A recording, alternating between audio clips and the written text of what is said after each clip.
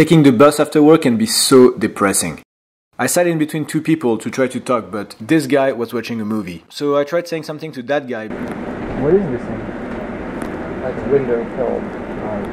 He couldn't care less. I wasn't feeling inspired, I didn't know what to do, so I even pulled my phone. Until this woman sat next to me. I turned my head and saw that she was reading an article about the coronavirus. So I said, "How's the world going?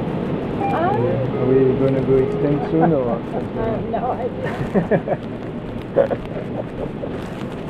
Are you afraid of that virus? Not really. I wouldn't say afraid. You're in the bus. So yeah.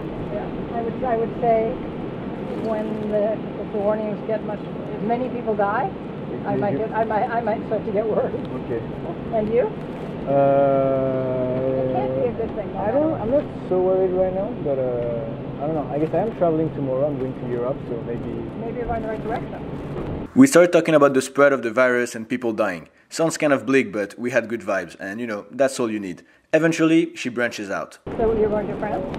Yeah, I'm from France. I'm going to visit my family. I can hear it. You can hear it? I teach to the French Americans. Vraiment? Yeah. Ok. Yeah. Let's see.